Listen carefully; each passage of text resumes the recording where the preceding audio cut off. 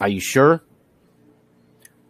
Are you sure that there has been no hatred or vindictiveness or vengeance in your heart for Ben? No, I don't. I don't, because he never came and talked to me. From what I heard on that outburst that I showed, I can't answer that question. I would love to ask him and find out myself.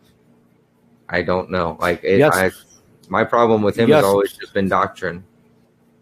Well, the reason why I ask you that is because you'd like to hand him over to Skylar Fiction.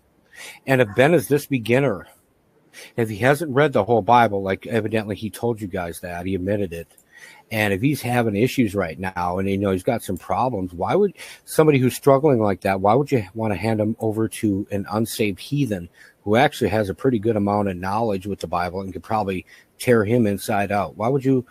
That's not very loving, is it? Well, Skylar Fiction can be very mean. I've seen it. Well, and he may say again. Why would you put Ben or anybody else who's possibly that vulnerable?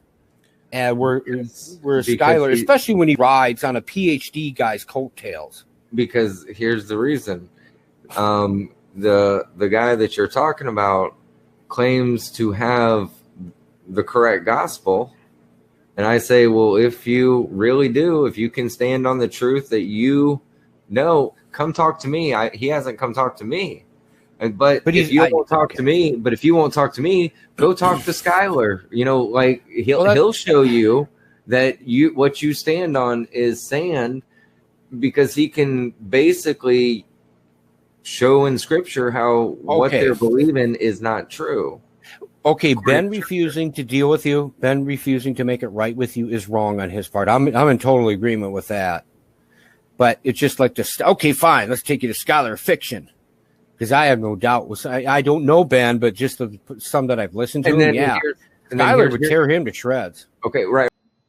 If all else fails, the abuser recruits friends, colleagues, mates, family members, the authorities, institutions, neighbors, the media, teachers, in other words, third parties, to do his bidding.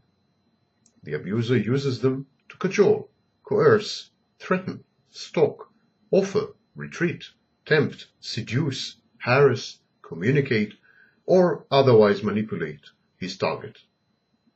The abuser controls these unaware instruments exactly as he plans to control his ultimate prey. In both cases, he employs the same mechanisms and the same devices.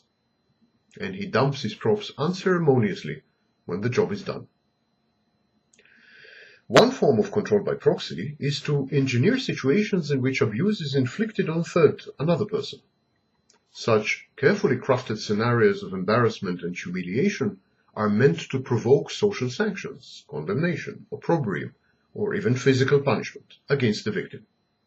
Society, or a social group in this case, become the instruments of the abuser against the victim. Abusers often use other people to do their dirty work for them,